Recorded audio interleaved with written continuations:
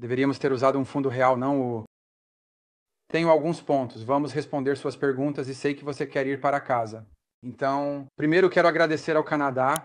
Eles fizeram um ótimo trabalho. A ministra Jolie teve que sair daqui. Ela vai ser empossada, permanecer em seu cargo, e ela se tornou uma amiga nas últimas semanas enquanto trabalhamos juntas. Eu a conhecia antes, mas agora a conheci melhor nesse papel. Eles fizeram um ótimo trabalho ao sediarem um lugar lindo.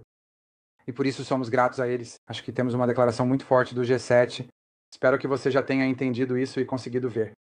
Uma declaração muito forte sobre uma série de questões de preocupação mútua. Abordamos esses tópicos. Foi um engajamento realmente bom. E obviamente haverá algum acompanhamento. E isso meio que prepara o terreno para a reunião de líderes mais tarde este ano. E esperamos que isso seja igualmente produtivo. Mas nos sentimos muito bem em relação à declaração. Trabalhamos duro nela. Acho que isso reflete nossos pontos sobre uma série de tópicos. E eu diria apenas que a principal lição, você sabe, você vai me fazer perguntas sobre coisas que estão acontecendo em diferentes relacionamentos bilaterais, pampata e assim por diante. Mas eu acho que o que é importante, e algo que eu disse no início, com o que todos concordaram, é que não vamos permitir que as coisas em que discordamos, e vamos discordar de algumas coisas, nos impeçam de trabalhar juntos nas coisas em que concordamos. E há muitas dessas. E espero que a declaração reflita isso e nossas ações também reflitam isso. Então, eu acho que nos sentimos muito bem em relação a isso. O outro anúncio, e eu acho que isso já está refletido nas declarações do presidente, o que sentimos foi um engajamento muito positivo e produtivo ontem com o presidente Putin e o enviado especial Witkoff. Obviamente, ele está a caminho de volta. Ele deve estar de volta e esperamos nos reunir neste fim de semana. Vamos examinar a posição russa mais de perto e o presidente então determinará quais serão os próximos passos. Basta dizer que acho que há motivos para ser cautelosamente otimista, mas da mesma forma, continuamos a reconhecer que esta é uma situação difícil e complexa. Não será fácil? Não será simples. Mas certamente sentimos que estamos pelo menos alguns passos mais perto de acabar com esta guerra e trazer paz, mas ainda é uma longa jornada. É uma jornada de muitos passos. Então, mas isso é um impulso positivo. Obviamente, vamos ver o que a Rússia e outros estão dispostos a fazer. Não é apenas a Rússia. Obviamente tem que ser coisas aceitáveis para a Ucrânia. Mas foi uma boa semana nesse aspecto, mas ainda há muito trabalho a ser feito. Mas você sabe, há motivos para ser cautelosamente otimista. Mas saberemos mais assim que o enviado especial Woodcuff, o embaixador Woodcuff, voltar e tivermos a chance de nos reunir e conversar sobre isso. Obviamente, o presidente é o decisor final sobre os próximos passos para os Estados Unidos. Ok. Você confia no Putin? Eu acho que é uma pergunta irrelevante. Eu acho que na política externa, na verdade, não se trata de confiar, mas sim de ações, das coisas que você faz. Então, no final, em algo assim, você não pode apenas dizer que quer paz, você tem que fazer a paz. E isso é verdade para ambos os lados em qualquer conflito. Então, em qualquer guerra e em qualquer envolvimento. Então, eu acho que, no final das contas, todas essas coisas, eu só encorajaria vocês, se formos levar a política externa a sério, a se afastar um pouco de algumas das... Isso não é um reality show. Isso não se trata de personalidades, isso é muito simples. Você faz as coisas ou não faz. Existem coisas que você está fazendo e coisas que você não está fazendo. E é isso que impulsiona a política externa. E é assim que nossas decisões devem ser guiadas. Então, infelizmente, na política externa, muitas vezes você terá que trabalhar com... Não estou falando especificamente do presidente Putin, estou dizendo que, de maneira geral, você terá que trabalhar com pessoas que não gostam na política externa e muitas vezes você terá desavenças com pessoas de quem gosta. Às vezes, você terá que descobrir como trabalhar junto com nações que não estão alinhadas com você na maioria das questões. E em outros casos, você pode se ver desalinhado em uma questão com uma nação com a qual trabalha muito de perto em várias outras coisas. Isso não é verdade apenas hoje. Isso tem sido verdade ao longo da história, da humanidade e certamente nas relações entre os Estados-nação. Então, eu acho que é importante, eu entendo que há essa tentação de cobrir a política externa da mesma forma que cobrimos a política interna e outras coisas em nossa sociedade, mas a política externa se trata de Estados-nação perseguindo o que interpretam como seu interesse nacional e equilibrar isso é o que a arte da diplomacia e o trabalho da política externa são todos sobre. E assim, precisamos ser um pouco mais maduros, com os olhos abertos e realistas, sem perder nosso idealismo, sem perder o que esperamos que o mundo seja e querer moldá-lo e fazer parte disso. Mas da mesma forma, temos que tomar decisões pragmáticas todos os dias. Isso não é verdade hoje. Isso sempre foi verdade. Secretário, você tem alguma informação principal do senhor, o que é Witkoff? Esta foi uma reunião tardia. Durou horas. Há algo que ele compartilhou? E então, quando você examina a posição russa, as declarações do presidente Putin foram bastante confusas e difíceis de decifrar. Eu me pergunto se você acha que ele está jogando para ganhar tempo. Bem, eu acho que você não vai. Isso não é algo que vai se desenrolar em coletivas de imprensa. Enquanto eu estou em uma coletiva de imprensa... mas isso você sabe, novamente, eu volto ao ponto que acabei de fazer. Você sabe quando você quer. Se você pensar no exemplo mais recente de negociações de cessar-fogo, que foi o que aconteceu em Gaza e com Israel e assim por diante, sim, houve jornais, artigos e matérias sobre isso, mas no final das contas você descobriu quais foram os resultados, depois que tudo aconteceu. E enquanto isso você viu declarações públicas de diferentes lados em relação ao que eles iriam fazer, eu acho que isso não será diferente. Então, certamente não vamos tomar nossas decisões de política externa, com base no que um líder diz. Simplesmente dizem em uma coletiva de imprensa que alguém publica em postagens de redes sociais porque você é algum blogueiro próximo ao Kremlin ou algo assim. E da mesma forma, eu não acho que eles vão fazer isso também. Então, eu diria que, isso vai se desenrolar da maneira como coisas dessa natureza e calibre tradicionalmente e normalmente se desenrolam.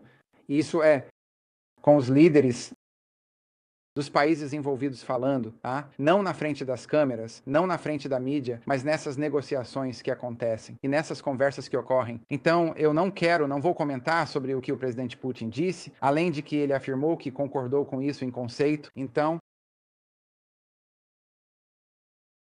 bem, novamente, ele disse isso em uma coletiva de imprensa. Como eu disse, e volto à frase que usei anteriormente, acho que há motivos para um otimismo cauteloso de que algo bom pode surgir disso. Obviamente, vamos esperar o embaixador Woodcroft voltar. Ele ainda não voltou. Vamos nos reunir novamente.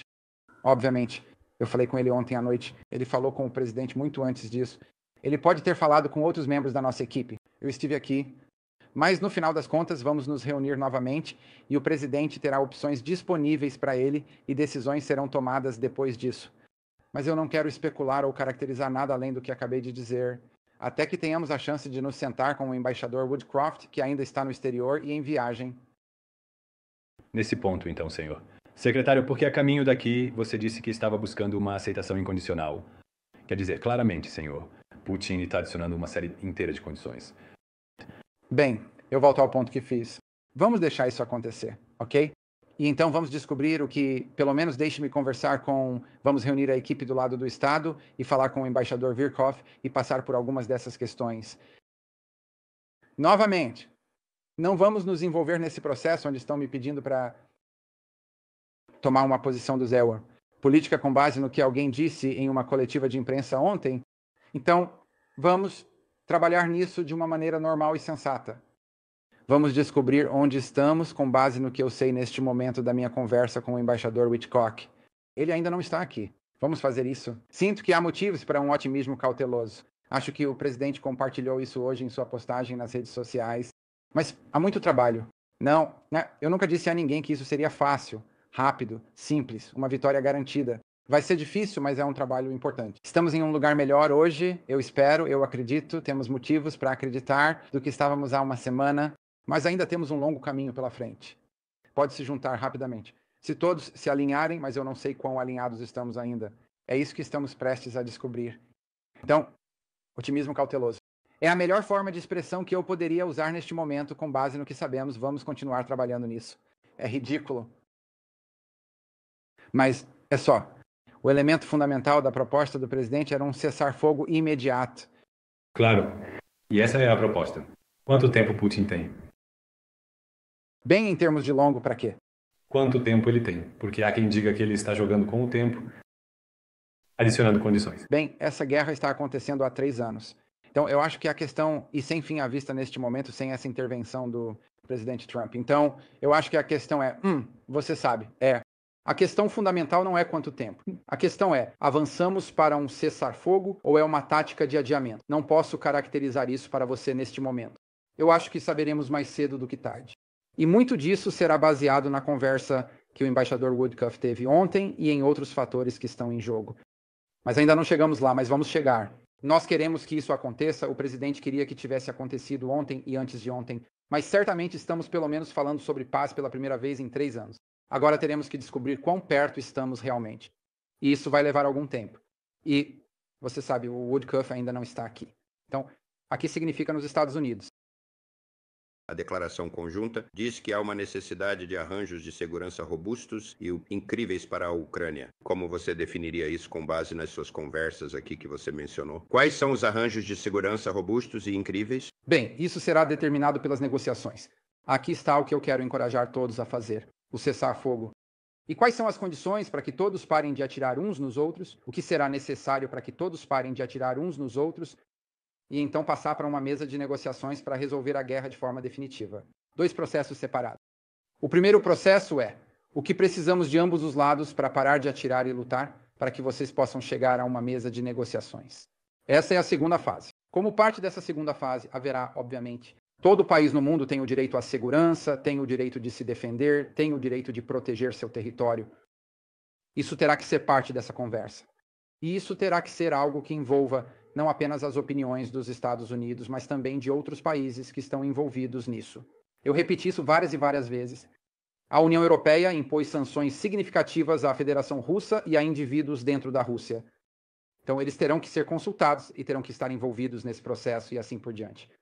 Então, não vamos predeterminar ou começar a colocar tudo à frente de si mesmo aqui. O processo de quê? Segurança a longo prazo significa para a Ucrânia. E isso será algo com o qual a Ucrânia, obviamente, terá que concordar. E isso terá que ser trabalhado como parte dessa segunda fase.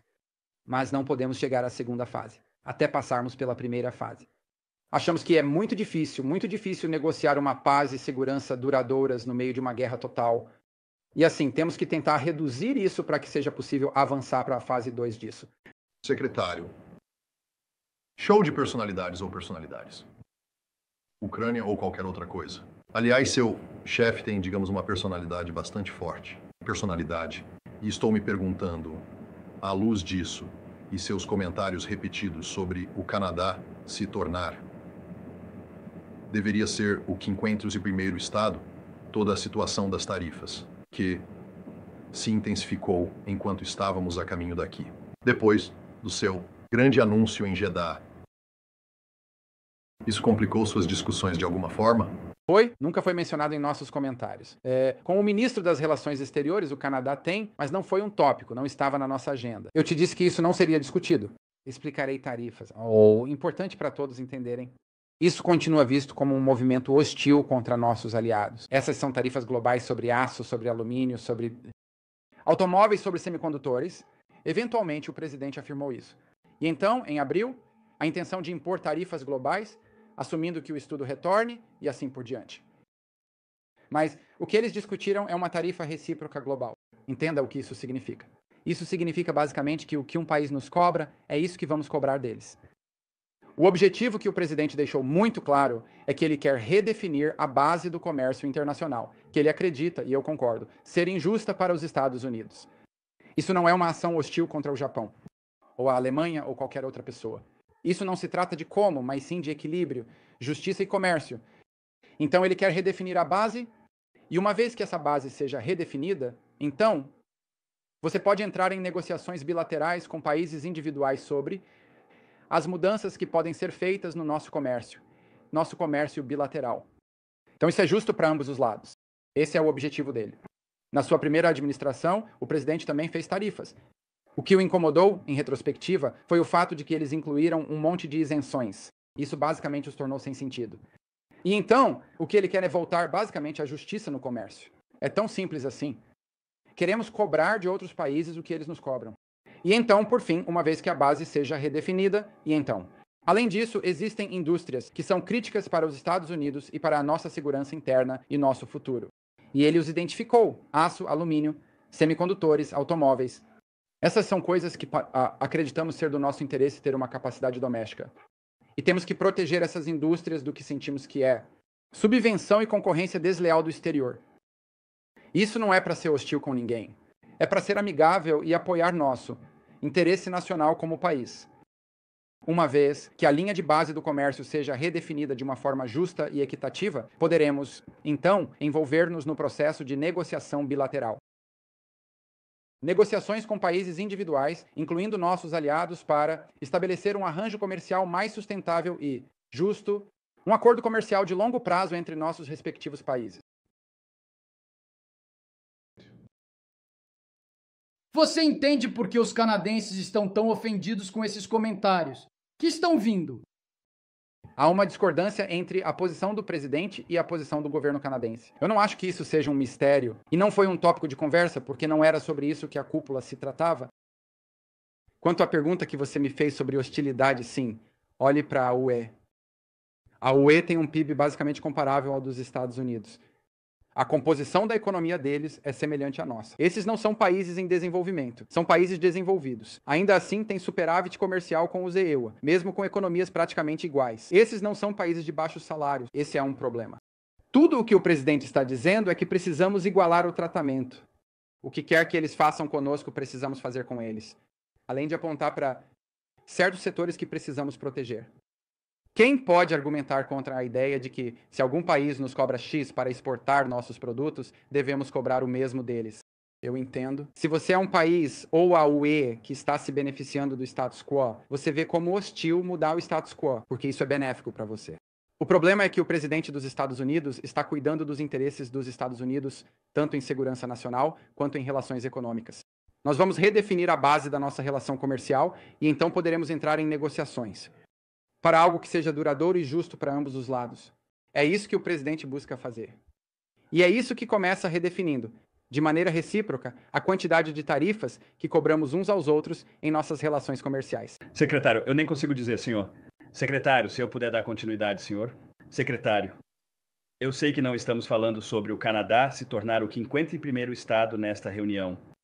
Mas eu estou perguntando a você agora, você considera o que o presidente disse sobre o Canadá se tornar o 51º estado? Ele está falando sério? Vou te contar como isso aconteceu, tá bom? Ele está em uma reunião com Trudeau. E Trudeau basicamente diz que se o Zuel impõe tarifas ao Canadá, o Canadá não conseguiria sobreviver como um Estado-nação, momento em que o presidente disse, bem, então vocês deveriam se tornar um Estado. E é aí que tudo começou. Dito isso, o presidente fez um argumento para justificar isso. Ele diz que ama o Canadá. Ele diz que fez um argumento sobre por que o Canadá estaria melhor se juntando aos Estados Unidos do ponto de vista econômico e afins. Ele fez esse argumento repetidamente.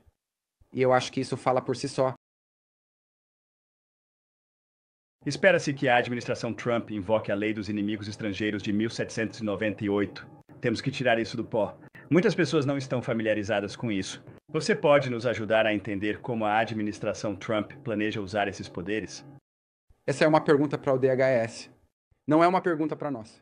O que posso te dizer é que, da nossa perspectiva, sem relação a isso, é que continuaremos. Procurar pessoas que nunca teríamos permitido entrar neste país com vistos de estudante se soubéssemos. Eles iam fazer o que já fizeram. Mas agora que eles fizeram isso, vamos nos livrar deles. E estamos continuando a procurar por isso. E assim, nos dias que virão, você deve esperar que mais vistos sejam revogados à medida que identificamos pessoas que nunca deveríamos ter permitido entrar porque nos mentiram. Quando eles disseram que estavam vindo aqui para ser estudantes, não disseram que estavam vindo aqui para ocupar prédios universitários e vandalizá-los, destruí-los e fazer os campi reféns. Se eles tivessem nos dito isso, nunca teríamos dado a eles um visto de estudante. Agora que eles fizeram isso, vamos revogar esses vistos. E à medida que os dias passam, sempre que tivermos a chance de revogá-los, faremos isso porque não está no interesse nacional dos Estados Unidos que eles estejam aqui. Vamos encerrar para seguir em frente. Olha, a declaração conjunta do G7 tem uma linguagem muito forte sobre a China. Você poderia descrever o sentimento da discussão a portas fechadas? E também, você tem alguma informação sobre uma possível reunião entre o presidente Trump e o secretário-geral do PCC, Xi Jinping? Isso será na China ou nos Estados Unidos? Bem, eu não tenho. Eu sei, eu acho que o presidente em algum momento vai se encontrar. Eles vão se encontrar. Eu não sei quando isso vai acontecer. Não há planos agora, mas vai acontecer. O presidente se envolveu no primeiro mandato e espero que faça novamente. São líderes de países grandes e poderosos. Líderes de países poderosos devem se comunicar para a segurança mundial. Quanto à declaração, eu acho que ela reflete um reconhecimento crescente de que o Partido Comunista Chinês tem perseguido tanto políticas econômicas quanto externas que permitem que eles se beneficiem de todas as coisas boas da ordem global, mas ignoram todas as suas responsabilidades de maneiras que nos deixam em perigo, não apenas a nós, mas o mundo mais amplo, de sermos excessivamente dependentes da China. Para cadeias de suprimento críticas, para minerais raros, para tecnologias-chave. No caso da Europa, você continuará a ouvir muita frustração da parte deles. Isso, a superprodução chinesa, por exemplo, de veículos elétricos é despejada em suas economias. E adivinha o que eles fizeram? Eles impuseram tarifas. Você sabe o que o Canadá fez? Eles também impuseram tarifas sobre a China, porque é isso que os países fazem quando sentem que estão sendo tratados de forma injusta no comércio. E nós os apoiamos nisso. Nós achamos que essa foi a escolha certa da parte deles. E nós também impusemos tarifas sobre a China. Tudo bem. Há um oficial que estava com você no carro? Sim, senhor. Aberto a um acordo com o Hamas para conseguir o hospital americano. Desde que você esteja colocando isso em pauta. Bem, eu acho que nossa prioridade sempre como EUA, o governo se preocupa com todos os reféns. Queremos que todos os reféns sejam liberados. Acreditamos que todos eles deveriam ser liberados. A propósito, estamos falando sobre reféns. Estamos também falando sobre corpos. Essas negociações estão sendo feitas e são negociações ridículas. Vamos lá, 400 pessoas por 3. Isso é uma loucura. Além disso, você vê a condição em que essas pessoas estão sendo liberadas. Pense sobre o que estamos falando aqui. Quer dizer, estamos sentados como o mundo, meio que aceitando que é normal e tudo bem você entrar em um lugar, sequestrar bebês, sequestrar adolescentes, sequestrar pessoas que não têm nada a ver com guerras, que não são soldados, que não são nada, e levá-las e colocá-las em túneis por quase 1 ano e meio. E estamos agindo como se isso fosse uma troca normal. Isso é uma coisa normal que acontece. Isso é um absurdo. Então todos eles deveriam ser liberados. Então, eu não vou comentar sobre o que vamos aceitar ou não aceitar, além de todos nós. O mundo todo deveria continuar dizendo que o que o Hamas fez é um absurdo. É um absurdo, ridículo, doentio. É nojento. Isso nunca deveria ter acontecido. E não devemos aceitar isso como normal, como uma negociação normal. Estamos lidando apenas com alguns selvagens. É isso. Essas são pessoas terríveis. E precisamos tratá-los como tal. Mas dito isso, queremos que todos os reféns sejam libertados. Proposta para esta guerra comercial. Havia um relatório que foi solicitado ao Departamento de Estado como uma das primeiras ordens executivas, pedindo a identificação de países com verificação insuficiente. Esse relatório já foi enviado para a Casa Branca? Tenho certeza de que se... Você quer dizer que tínhamos um prazo para cumprir isso? Tenho certeza de que cumprimos o prazo, mas preciso retirar isso. Podemos te dar uma resposta específica sobre isso. Proposta guerra comercial. Então você disse que a Ucrânia teria que fazer concessões de ambos os lados. Então Rússia também, certo? Qual é exatamente a sua descrição sobre isso? Pessoal, de novo, é isso que vamos ter. Vamos lá. Eu entendo, mas deixe-me colocar dessa forma. Existem 2 processos aqui. O primeiro processo é, como podemos fazer os tiros pararem? Porque achamos que é muito difícil negociar a paz enquanto ainda há tiros e ataques acontecendo. O que podemos fazer para parar isso na medida do possível? Como podemos fazer com que a hostilidade pare o máximo possível? Então podemos chegar à fase 2 desse processo, que é negociar aquelas coisas sobre as quais você está me perguntando? Estou apenas afirmando o óbvio. Quando as pessoas se sentam e negociam o fim das guerras, geralmente há um dar e receber. O que esse dar e receber envolve depende das partes que estão à mesa. Não vamos predeterminar nada. Isso vai ser necessário para terminar a guerra. Há uma saída na questão do comércio. Não há uma guerra comercial. Os Estados Unidos estão redefinindo suas relações comerciais globalmente e redefinindo relações globalmente para um nível de equilíbrio, para um nível de reciprocidade. E então, uma vez que isso esteja redefinido, podemos então nos envolver no processo de conversas bilaterais, conversas com o Japão, com o Reino Unido, com a França, com a Alemanha, com a UE, quem quer que seja, para descobrir, ok, como podemos redefinir nossas relações comerciais para que sejam justas. Porque agora não é justo. É tão simples assim. Esse presidente afirmou isso repetidamente. E assim, esses são os passos que precisamos seguir para chegarmos a esse ponto. Se você fizer do outro jeito, que é vamos renegociar, por que eles renegociariam sua relação comercial com os Estados Unidos se o status quo fosse benéfico para eles? Por que alguém abriria mão de algo que é bom para si? Você tem que torná-lo justo e então pode negociar. Como chegamos a um lugar que seja mutuamente benéfico? Porque a parte atual disso simplesmente não é sustentável. Tudo bem? Obrigado, pessoal. Obrigado.